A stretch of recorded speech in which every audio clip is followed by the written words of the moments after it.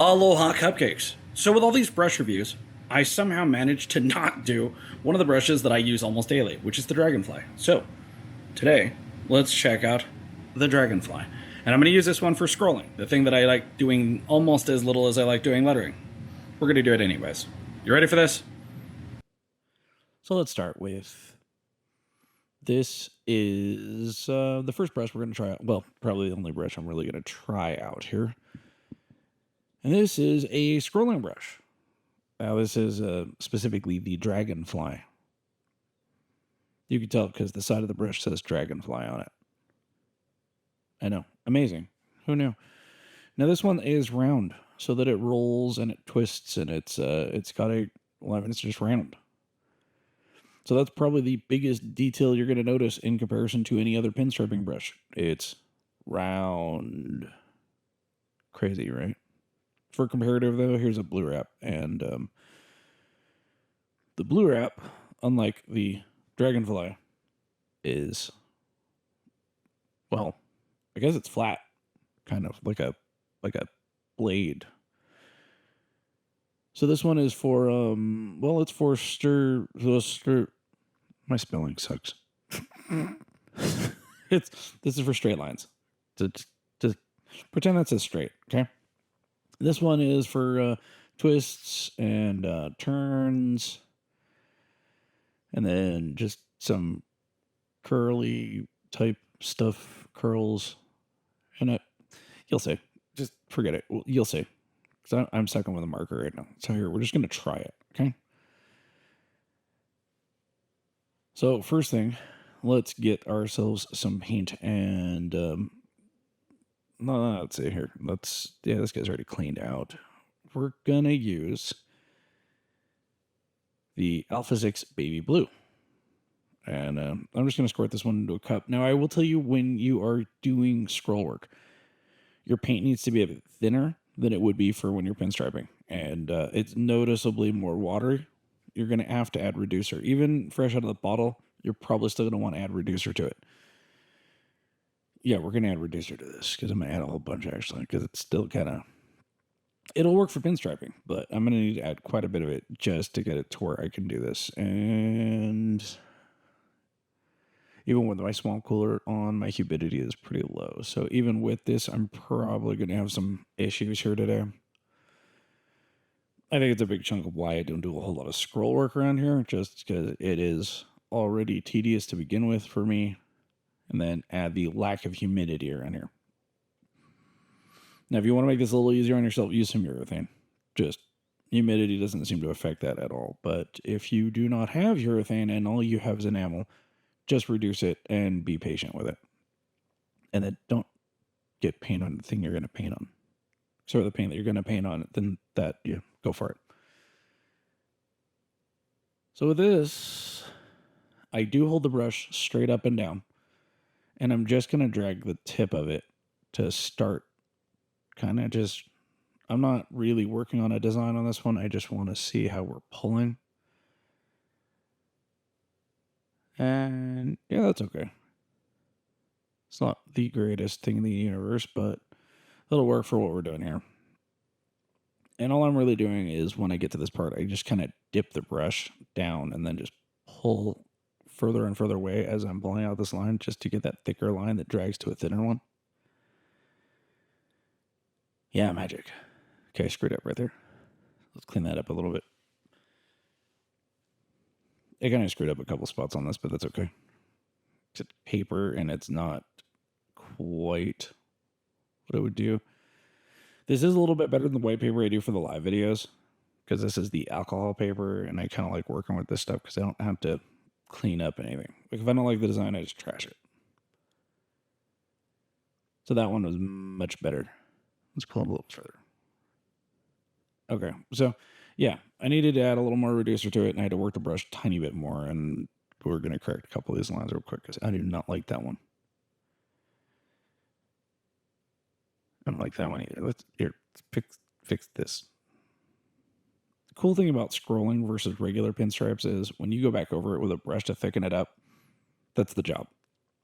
You kind of want to have some variations from thick to thin, so It helps me to not feel like I've completely destroyed everything I've tried doing this with.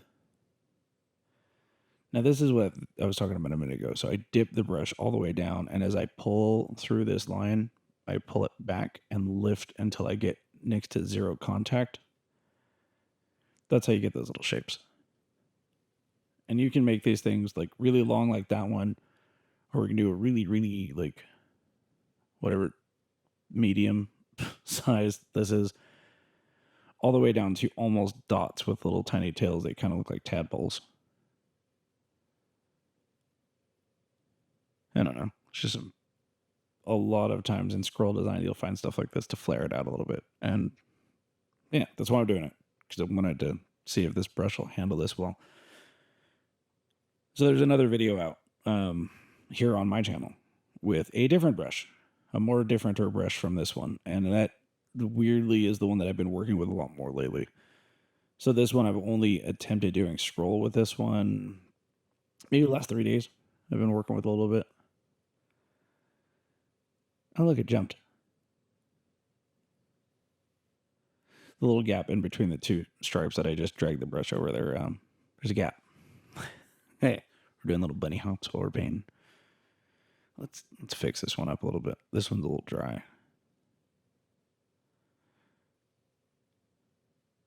There we go. Better-ish, kind of. Yeah, leave it. Anyways, so some of these are... Well, this brush in specific, I don't normally use this one for this. I use this one a lot more for like outlining everything and then working on my graphics and stuff so that I can do the bigger ones and not have to use a tiny little detail brush for that. Though it is a scrolling brush. I just don't scroll very often. There's not a lot of need for it for me to do it.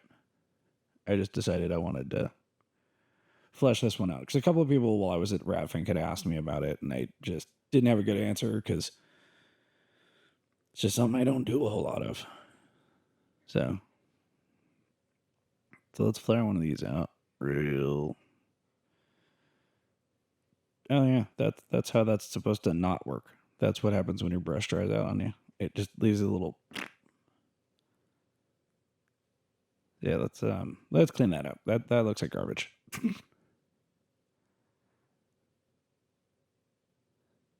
that's the other part about this one is that you really have to stay on top of it and keep your viscosity correct.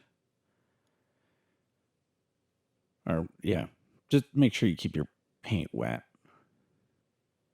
There, it's a little better. Still got a little nugget over here. No, it just looks really rough. And the camera sees it better than I do, unfortunately. Well, unfortunately for me. Good for you, bad for me. All right, close enough. I'm done with this one. So here, we'll put some more little swoopy things over here. And no, I have no idea what the correct terminology for this. Swoopy thing works for me. You can call it whatever you want. You can call it Chuck if you want to.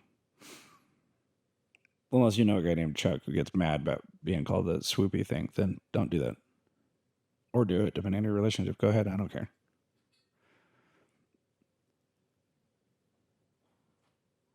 That being said, I know a couple of people named Chuck who would be deeply offended if I started calling little swoopy things Chuck. Now check this out. This is the wizard, the Black Widow, the one I've actually been working with. We'll just do the thing. So again, I'm holding this thing upright. This one has a sharper tip than the Dragonfly does. So I can kind of play around with it a little bit more. I think like the brush is more forgiving for things. It's like right here when I'm pulling right back into this. This is where the Dragonfly did not really pull a very clean, sharp ending. Whereas this one, it's a lot sharper. It's a lot more crispy looking. So depending on what you're trying to do, and depending on how you feel about the ends of lines, one of these might be better for you than the other. So I kind of like the Dragonfly's ability to do that when I'm doing graphics. I don't know that I like that as much when I'm doing scrolling.